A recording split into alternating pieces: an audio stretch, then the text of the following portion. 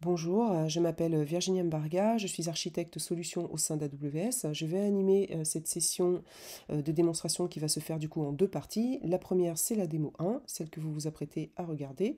Elle porte sur de la reconnaissance visuelle et la deuxième porte sur de la détection automatique de défauts. Ben, écoutez, bienvenue sur cette première partie de la session. Alors pourquoi fait-on ça? Ben, tout simplement parce que l'on pourrait avoir besoin d'ajouter à nos applications la capacité d'analyser des images ou des vidéos, d'identifier des personnes, du texte, des scènes et même des activités. Un cas d'usage, par exemple, pourrait être de comparer des visages pour la vérification des utilisateurs, le catalogage, le comptage des personnes et la sécurité publique.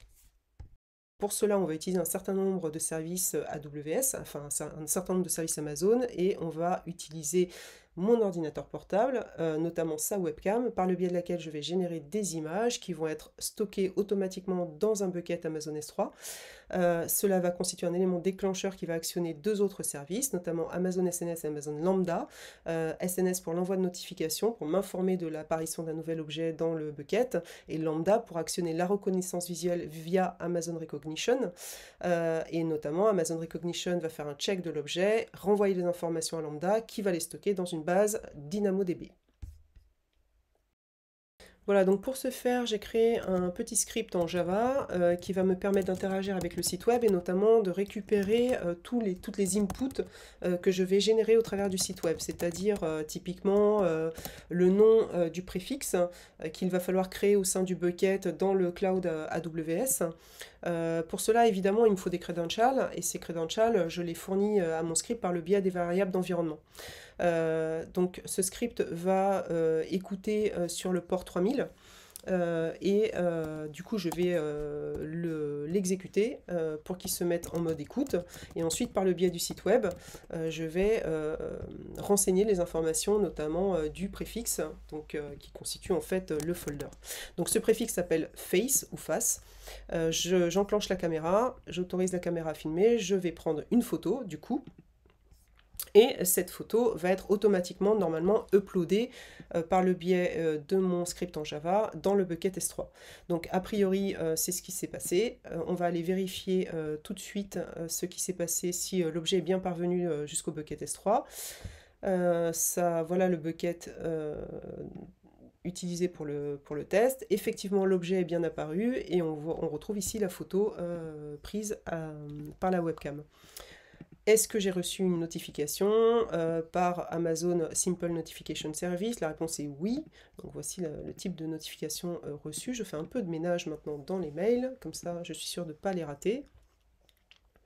Allons voir maintenant la règle créée dans Amazon Event Bridge. Alors Amazon Event Bridge, tout simplement parce que on a deux targets cibles, notamment Amazon Event Bridge va déclencher deux targets sur la base d'un nouvel objet arrivé dans le bucket S3. Et donc la première d'entre elles est cette Amazon SNS qui va être enclenchée et qui va générer l'envoi de notifications sur une adresse Gmail par exemple. Et la deuxième sera Lambda, la fonction Lambda.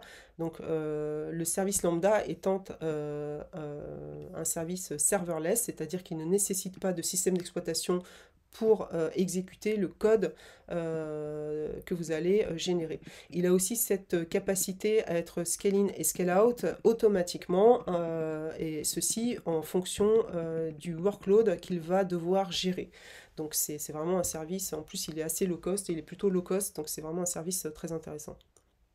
Voici à quoi ressemble la fonction lambda. Donc, il s'agit ici d'un script en Python qui a été développé. On va utiliser CloudWatch pour monitorer l'activité, enfin surveiller l'activité de cette fonction lambda. Et typiquement, on va retrouver dans les logs les résultats tracés par CloudWatch et notamment les résultats fournis par Amazon Recognition à la fonction lambda. Donc normalement ces données ont été stockées dans une base DynamoDB, normalement dans une table DynamoDB, et que l'on retrouve ici. Donc ça, ce sont les résultats de la reconnaissance visuelle exécutée par Amazon Recognition. On va faire la même opération en changeant d'objet, donc on va passer sur une tasse de café par exemple. L'objet a à nouveau été uploadé, c'est ce que l'on voit ici. On retrouve bien le préfixe, qui est donc un nouveau préfixe, l'objet et sa photo. Donc voilà, on est plutôt content, c'est cool. La table DynamoDB a bien été updatée des informations concernant le nouvel objet. On retrouve bien ici une tasse à café potentiellement détectée avec un certain pourcentage de chance par Amazon Recognition. Ok, je n'ai pas pu résister à l'envie de faire ce test sur mon chien. Du coup, mon chien s'appelle Ali. C'est un berger australien très sympathique, mais qui bouge beaucoup. Donc, déjà, le premier challenge, c'est d'arriver à la faire s'arrêter de bouger. Ensuite, prendre une photo.